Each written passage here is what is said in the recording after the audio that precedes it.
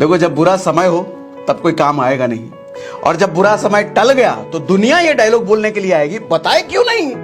और जब बुरा समय आपके साथ अभी नहीं आया है तो ये कहने वाले वही दुनिया भर के लोग आएंगे, बताना कुछ होगा तो भाई है तुम्हारा। हमारे खानदान में किसी ने बिजनेस नहीं किया, बिजनेस करेगा बड़ा क्या हुआ फिर? भारत का पहला ऐसा बिजनेसमैन जिसने भारत की एक कंपनी को फॉर्च्यून 500 में लिस्टेड करा दिया।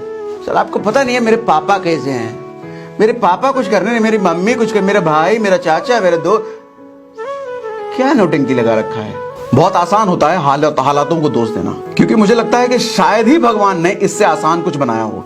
कुछ नहीं होता हालातों को दोष देने से, अपने हिस्से का दिया खुद ही जलाना होगा। सर जिंदगी जब तक बची है ना, कुछ बर्बाद नहीं हो सकता। जब तक आपके पास समय है, बाजुओं में दम है, स्किल सेट है, मुंह में जुबान है और सोच में शक्ति है, सब कुछ दोबारा खड़ा किया जा सकता है। और यहां आदमी को जरा सी मुसीबत आती नहीं है। सर आपको पता नहीं है मेरी सिचुएशन क्या है। क्या है तुम्हारी सिचुएशन है?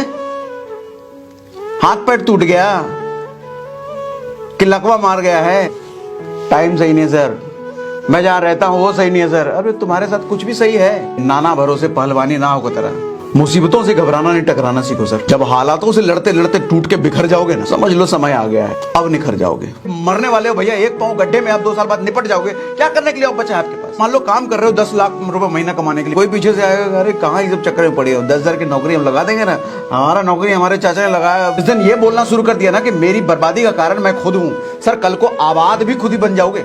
सर जिगरा चाहिए, कलेजा चाहिए उन सबको मना करने के लिए। दुनिया को आपकी सिर्फ कमजोरियां, आपकी सिर्फ कमियां ही दिखेगी, लेकिन उस वक्त भरोसा रखना है आपको अपनी स्ट्रेंथ पर, अपनी मजबूती पर। लड़के की एक कहानी है। पैदा होने के कुछ टाइम बाद ही एक साइड इसका फेस पैरालाइज्ड हो गया, एक साइड फेस से। और अब देखो भाग्य का खेल, कुछ साल बाद ही इसके माँ बाप का डाइवोर्स भी हो गया। तो किसी तरीके से बचपन से ही थोड़ा बहुत काम धाम करके इसने अपना पालन पोषण किया, और धीरे धीरे इसमें ना फिल्मों का थोड़ा शौक पनपने लग गया, फिल्मों में काम करने के लिए। और फिल्मों में छोटा मोटा काम ये करने भी लग गया। वो इतना छोटा मोटा रोल था कि किसी को पता भी नहीं चलता था, और उसमें पैसे इतने मिलते थे कि घर भी किसी तरीके से चलता था, किसी तरीके से। समय और आगे बढ़ा, धीरे धीरे लड़का ये बड़ा होता है, इसकी शादी हो जाती है। शादी होते ही खर्चे भी बढ़ते हैं और साथ में परेशानी भी बढ़ती है। परेशानी इसलिए बढ़ते हैं क्योंकि खर्चे बढ़े हैं। अब इसी तरीके से कहानी इसकी किसी तरीके से आगे चल रही है। अब ये लड़का एक दिन कुछ ऐसा करता है कि पैसे की तंगी की वजह से इसको अपनी बीवी के जेवर बेचने पड़ जाते हैं। इस बात से बीवी नाराज होती है और बीवी छोड़ करके चली जाती है। और अब किसी तरीके से लाइफ चल रही है। हालत इतनी बुरी हो जाती है कि इसको अपना फेवरेट कुत्ता, इसके पास एक कुत्ता हुआ करता था, इसका एक फेवरेट, बहुत प्यार करता था इसको, उसको भी इसको बेचना पड़ जाता है एक जगह, और वो भी सिर्फ $25 में, सिर्फ $25 में। और किसी तरीके से फिर नौकरी चाकरी हल्का फल्का काम कुम करके गुजारा चल ही रहा था। इसको बेसिकली फिल्मों में ना हीरो बनने का शौक था। तो इसने एक कहानी भी लिखी थी अपनी फिल्म के लिए, खुद को हीरो रखकर। उस कहानी को ये चाहता था कि कोई डायरेक्टर, कोई प्रोड्यूसर इस पर फिल्म बनाए। इसने न जाने कितने प्रोड्यूसर, कितने डायरेक्टर के दरवाजे खटखटाए, महीनों तक खटखटाता रहा, लेकिन हर निर्माता, हर प्रोड्यूसर इसको मना कर देता था। फाइनली एक प्रोड्यूसर इसको ऐसा मिला जो कि कहता है कि तुम्हारी कहानी पर मैं फिल्म बना दूंगा और तुमको $1,00,000 भी दे दूंगा। अब $1,00,000 उस लड़के के लिए उस वक्त कुछ ऐसा था मानो कि कोई 2 BHK के फ्लैट में रहता हो और उसको ताजमहल मिल रहा हो, कुछ इस तरीके से। मगर उस लड़के ने वहां पर एक छोटी सी कंडीशन ये रखी कि हीरो मैं खुद रहूंगा। ये सुनते ही प्रोड्यूसर घबरा गया, हंसने लग गया उसकी बात पर, क्योंकि एक साइड से चेहरा पैरालाइज था उसका, थोड़ा लिप इधर लटका उटका सा था। कहता रहा तुम हीरो बनोगे भाई, अपने शकल भी देखे हो, कहानी अच्छी लिख दी, इसका मतलब हीरो थोड़ी बन जाओगे। भगा दिया उसको, मना कर दिया। तो बेचारा निराश होकर के चला गया। कुछ टाइम बाद उसी प्रोड्यूसर का दरवाजा फिर से खटखटाया कि भाई देख लो भैया, कुछ हो जाए, ले लो हमको हीरो। तो प्रोड्यूसर बोला भाई देखो तुम्हारी कहानी मुझे पसंद है, तुम एक काम करो, $1,00,000 का ऑफर तुमको मैंने दिया था, $4,00,000 मेरे से ले लो और कहानी दे दो। वो लड़का कहता है $4,00,000 क्या, $40,00,000 भी हो, फिर भी हीरो अगर मैं रहूंगा तभी ये कहानी दूंगा। तो निर्माता को लग गया कि ये थोड़ा जिद्दी सनकी टाइप का आदमी है। बोला चलो ठीक है यार, तुमको हीरो लेकर के मैं फिल्म बना लेता हूं। लेकिन तुमको हीरो ले रहा हूं तो रिस्क है मुझे। $35,000 दूंगा, तुम्हारी कहानी भी लूंगा और तुमको ये बताओ हीरो भी लूंगा। टोटल पैसा $35,000 दूंगा, $35,000 दूंगा। अब सोचो कहां ऑफर $4 लाख का था, अब मात्र $35,000। आप होते तो उस वक्त क्या करते? कोई भी आम इंसान शायद घबरा जाता और हो सकता है कि वहां पर नेगोशिएशन करने लग जाता, या फिर हार मानकर बात करता, ठीक है भाई $4 लाख दो, कहानी ले लो, हीरो को मारो गोली। वो लड़का मान गया तुरंत। और मालूम है जब उसको $35,000 मिले तो उसने सबसे पहले क्या किया? वो सबसे पहले उस आदमी को ढूंढने के लिए चला गया जिसको उसने कुत्ता बेचा था, और 3 दिन तक उस आदमी को वो ढूंढता रहा, क्योंकि जिस जगह पर कुत्ता बेचा था अनजान आदमी को बेचा था, जिस जगह पर बेचा था वहीं वो उसका इंतजार करता था, आता नहीं था। तीसरे दिन उसको मिल गया और फाइनली उसको बोला कि भैया मेरा कुत्ता मुझे दे दो, $25 में हम बेचे थे, तो $25 ले लो मेरे से। तो बंदा भाई साहब साफ मना कर गया, अब जाओ कौन सा कुत्ता निकलो, कोई कुत्ता उतना नहीं है। बोले काम करो भैया $100 ले लो, थोड़ा इधर उधर पैसा ले लो, $100 दे देता हूं, कुत्ता दे दो वापस। मना कर दिया, नहीं दिया तो उदास हो गए भाई साहब। अब इसका $200 का उसने ऑफर दे दिया, फिर भी ना माना। $500 का उसने ऑफर दे दिया, वो फिर भी ना माना। फाइनली उसको $15,000 का ऑफर दे दिया। मिला है भाई साहब को $35,000। $35,000 में $15,000 का कुत्ता वापस लेने के लिए उसको ऑफर दे दिया। अब इतने में वो मान गया, तो भाई साहब ने $15,000 में अपना कुत्ता छुड़वाया, अपना कुत्ता अपने वापस लिया। और जो फिल्म बनी, उस फिल्म का जानना चाहोगे क्या हुआ? वो फिल्म जब बनी उस वक्त की सबसे बड़ी हिट मूवी बन रही, वो ऑस्कर में नॉमिनेटेड हुई, उस साल की बेस्ट मूवी का उसको अवार्ड मिला। और ना सिर्फ मूवी को, इस लड़के को उस साल का बेस्ट एक्टर का भी अवार्ड मिला। और उस टाइम पे उस पूरे साल की सबसे ज्यादा कमाई करने वाली वो मूवी बनी। मूवी का नाम था रॉकी और उस लड़के का नाम था सिल्वेस्टर स्टेलोन। अब इस पूरे वाक्य से मुझे कुछ चीजें सीखने को मिलती हैं। पहली चीज, नेवर गिव अप। आप जिस एम, जिस गोल, जिस लक्ष्य के लिए काम कर रहे हो ना सर, उसमें ना रिजेक्शंस आपको खूब मिलेंगे, लोग कमियां निकालने वाले खूब सामने आएंगे। उसको भी कितने लोगों ने कहा, कितने निर्माता ने, पहले तो कहानी में दोष, और जिसको कहानी समझ आई उसके चेहरे में दोष, जिसको चेहरा समझ आया उसके हीरो होने पे दोष, उसके एक्टिंग होने के पे दोष। तो दुनिया आपकी कमी निकालने पे काम करेगी। दुनिया कभी नहीं चाहेगी कि आप कामयाब हो जाओ, क्योंकि दुनिया को आपकी सिर्फ कमजोरियां, आपकी सिर्फ कमियां ही दिखेगी। लेकिन उस वक्त भरोसा रखना है आपको अपनी स्ट्रेंथ पर, अपनी मजबूती पर। रिजेक्शन से कोई इंसान नहीं बच सकता, कभी भी नहीं। लोग मना करेंगे, और रिजेक्शन जैसे जैसे आपको मिलता चला जाता है ना, इसने मना कर दिया, उसने मना कर दिया, उसने मना कर दिया, उसने मना कर दिया, मेरा सामान कोई नहीं ले रहा, मेरा काम कोई नहीं कर रहा, मेरे साथ कोई नहीं हो रहा, सर इसके साथ प्रेशर भी बनेगा। सोच के देखो, उसके पास पैसे नहीं है, बीवी छोड़ के जा चुकी है, उसका प्रिय कुत्ता छोड़ के जा चुका है, क्या हालत रही होगी। $1 लाख के ऑफर को मना कर दिया, उसके बाद $4 लाख को भी मना किया। इसका मतलब एक और चीज समझ में आती है, तो जब हम किसी बड़े गोल के लिए काम कर रहे होते हैं ना, तो हमारे को बीच में छुट्टे मुट्टे ऑफर देने वाले बहुत सारे लोग आते हैं। छुट्टे मुट्टे ऑफर हमारे को बहुत आते हैं। उस ऑफर का मतलब ये होता है कि बड़े लक्ष्य से दूरी। आप मान लो काम कर रहे हो $10 लाख महीना कमाने के लिए, $20 लाख महीना कमाने के लिए, और उसमें दिक्कतें आ रही हैं। कोई पीछे से आएगा, अरे कहाँ ये सब चक्कर में पड़े हो, 10,000 की नौकरी हम लगा देंगे ना, हमारा नौकरी हमारे चाचा ने लगाया, तुम्हारे बोलो तो चाचा से बोल दे लगा देंगे, 10,000 बढ़िया हो जाएगा, नौकरी काम नाम सही हो जाएगा। कहाँ इन सब चक्करों में पड़े हो? कभी कोई चाचा आएगा, कोई ताऊ आएगा, कोई भाई आएगा, कोई दोस्त आएगा, 10,000 की नौकरी, 15,000 की नौकरी, ये वाला काम कर लो, अरे वहां लगवा देंगे, हमारा चलता है, विधायक जी को बोल करके एक पेपर का जरूरत है, हो जाएगा काम। सर जिगरा चाहिए, कलेजा चाहिए उन सबको मना करने के लिए, ना करने के लिए। खुद पर इतना भरोसा होना चाहिए कि $10 लाख महीना, $20 लाख महीना के लिए काम कर रहे हैं तो मिलेगा, वो हासिल करके रहूंगा। सिल्वेस्टर स्टेलोन को भी मिला ना $4 लाख का ऑफर। $4 लाख ताजमहल का भी बाप था उसके सामने, ऐसा समझ लो। मना कर दिया ना। ड्रीम के लिए काम कर रहा था बंदा, शौक था खुद हीरो बनूंगा, और खुद की स्टोरी पर भरोसा था, खुद की काबिलियत पर भी भरोसा था, बन गया वो।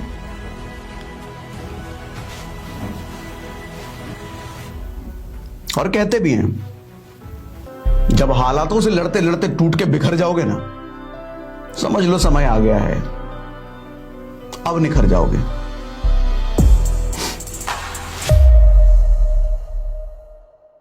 और एक और important lesson, very very important lesson, जिसने आपके बुरे समय में साथ दिया ना, कभी उसका साथ मत छोड़ना। उस कुत्ते को $15,000 में देकर के, 35,000 में से $15,000 देकर के क्यों लिया उसने वापस मालूम? जब उसकी बीवी छोड़ के चली गई थी, जब बुरा समय था उसके, जब सब कुछ उसके साथ बुरा था, तो सिर्फ वो कुत्ता उसके साथ था। और समय इतना बुरा हुआ कि उस कुत्ते को भी बेचारे को बेचना पड़ा। वापस लेके आया वो। बहुत दुनिया में से बहुत कम लोग होते हैं जो बुरे समय में आपका साथ देते हैं। देखो, बुरे समय में ना लोगों का आप 3 तरह का बिहेवियर आपको देखने को मिलेगा। बुरे समय क्या, नॉर्मली लोगों का, मैंने जो ऑब्जर्व किया है अपनी जिंदगी से, 3 तरह का बिहेवियर आपको देखने को मिलेगा। अक्सर जो इर्द गिर्द आपके लोग होते हैं ना, ये डायलॉग आपको अक्सर सुनने को मिलेगा, ये मिला होगा, न जाने कितनी बार और कितने लोगों से ये डायलॉग आपको सुनने को मिलेगा निश्चित। और मिला है तो मुझे बताना जरूर। पहले लोग कहेंगे, कभी भी जरूरत पड़े तो बताना, भाई है तुम्हारा भाई, कभी भी किसी चीज की जरूरत पड़े, रात को 2 बजे फोन मारोगे हाजिर हो जाएगा, किसी चीज की जरूरत पड़े मैं हूं ना। एक ये डायलॉग बहुत बार सुना होगा। और गलती से भगवान ना करे ऐसा टाइम आ गया, बुरा समय आ गया, जब आपको किसी की जरूरत है, चाहे पैसों की जरूरत हो, चाहे मदद की जरूरत, किसी चीज की जरूरत हो, और आपने उसको बुलाया, उसको फोन मारा, अरे यार अभी जमीन का रजिस्ट्री कराना था तो 20 लाख रुपए उसमें दे दिए, अभी बताते यार, 2 दिन पहले बोले होते ना, काम करा देते, अब अभी तो मुश्किल है।